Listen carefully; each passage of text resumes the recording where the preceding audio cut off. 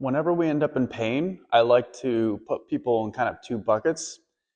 Generally, I would say most people this would apply to, and I think it's very relatable for people's complaint.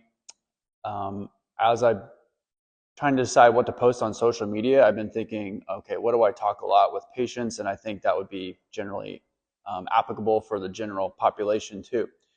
So if we have any pain or injury, the easiest one is if there's a mechanism of injury, then we know in a moment of time where that occurred. And that can be obviously a little easier to relate to because I always give the example of spraining your ankle, because most people, if you've played sports or even if you haven't, you know what that feels like. You know, at a moment in time, the ligaments in the ankle, the force was too much, which then caused some inflammation and pain.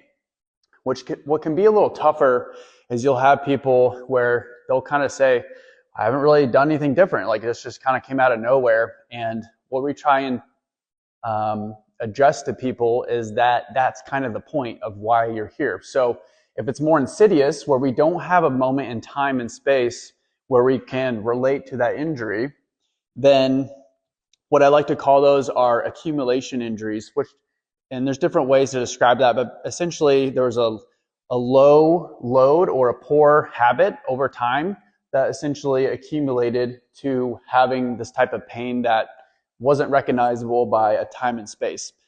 And why I like to describe this is because this is why home care is so important. If we don't address, obviously, yeah, we want to be diagnosing what tissue is aggravated, all those great things. Well, if we don't address kind of the poor habits that got us here in the first place, then it doesn't really matter what you're treating. And most people, I would say, unless you're like in athletics or something, a lot of people we deal with are, whether they've come from other clinicians or referrals, or if they're just coming into us for the first time, is trying to find out, kind of what habit is provoking that area. And then that's why the home care, to get buy-in and just recognize that pain is simply a signal, like a oil change in your car. It's simply a signal that something's wrong. Doesn't mean that I don't want you to experience it, but it is part of life. But we have to go about changing the habit that would then kind of work our way backwards so that we can prevent the injury long term.